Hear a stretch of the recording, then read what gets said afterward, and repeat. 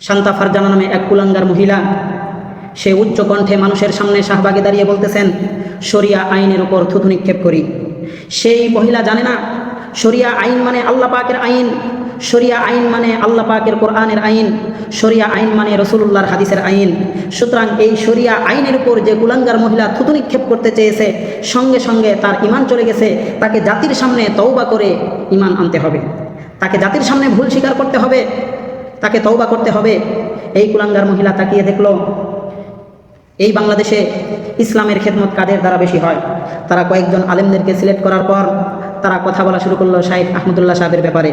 শাইখ আহমদুল্লাহ সাহেবের ব্যাপারে এক পর্যায়ে এসে বলল, আপনারা সকলে শাইখ আহমদুল্লাহ সাহেবের ওয়াজ শোনা বন্ধ করে দিবেন, তাও জলসাগুলো শোনা বন্ধ করে দিবেন, তার প্রশ্ন উত্তরগুলো শোনা বন্ধ করে দিবেন।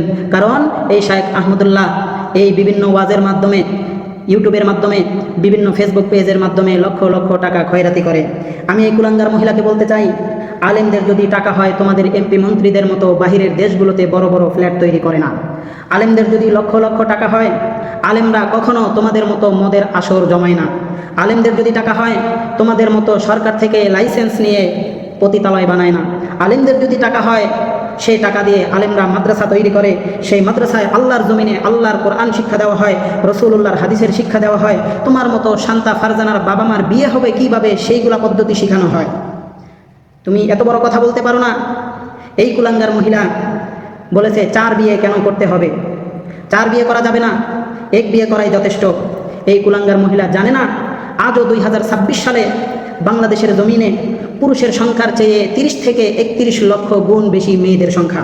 তাহলে একজন পুরুষ যদি একজন মহিলাকে বিবাহ করে, বাকি যে 31 লক্ষ গুণ বেশি মহিলা পৃথিবীর জমিনে এই বাংলাদেশে আছে, তাহলে এই 31 লক্ষ মেয়েকে কে বিবাহ করবে?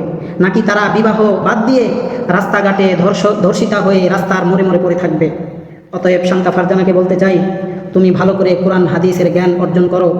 তোমার চোখ থেকে তুমি চোখের রঙিন চশমা খুলে সাধারণভাবে ইসলামের দৃষ্টিতে তাকিয়ে দেখো, আল্লাহ পাকের মতো মহান প্রজ্ঞাময় আর কেউ নাই।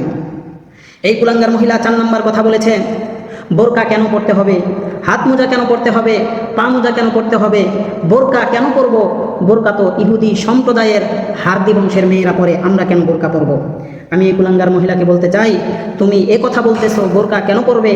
আজকে তুমি তাকিয়ে দেখো, তোমার মতো হাজার হাজার মহিলা যারা বোরকা পরতে চায় না, চুলগুলো খোলা রেখে শরীরের সৌন্দর্যগুলো প্রকাশ করে, শার্ট প্যান্ট টাই পরে শরীরের উঁচু নিচু জায়গাগুলো প্রকাশ করে, সৌন্দর্যগুলো বাহিরে প্রদর্শন করে যারা রাস্তাঘাটে চলাফেরা করে, এগুলো দেখে রাস্তার ছেলেরা তোমাদের ইফটিজিং করে। এক পর্যায়ে তোমাদেরকে রাস্তায় চিপায় চাপায় নিয়ে তোমাদেরকে ধর্ষণ করে রাস্তার মোড়ে মোড়ে ফেলে রাখে। আর যদি তোমরা ইসলামের আইন অনুযায়ী নিজের শরীরকে ঢেকে রাখতে, পর্দা করতে, তোমাদেরকে এভাবে ধর্ষিতা হয়ে রাস্তার মোড়ে মোড়ে পড়ে থাকতে হতো না। অতএব আল্লাহর কোরআন যেটা বলেছে তার ঊর্ধ্বে তুমি কোনো কথা বলতে পারো না। 5 নম্বর কথা, এই কুলাঙ্গার মহিলা বলেছে, বাহিরে যাওয়ার সময় মাহরাম কেন নিতে হবে? রাস্তাঘাটে যে সমস্ত পুরুষ থাকে তারা সকলেই আমার ভাই, তাহলে আমার মাহরামের কেন দরকার? আমি এই কুলাঙ্গার মহিলাকে বলতে চাই, রাস্তার সকল পুরুষ যদি তোমার ভাই হয়, তাহলে তোমাদের মতো হাজার হাজার মহিলারা কেন দর্শিতা হয়ে রাস্তার মোড়ে মোড়ে পড়ে থাকে? অতএব আল্লাহর কোরআনের বিরুদ্ধে কোনো কথা বলতে যেও না।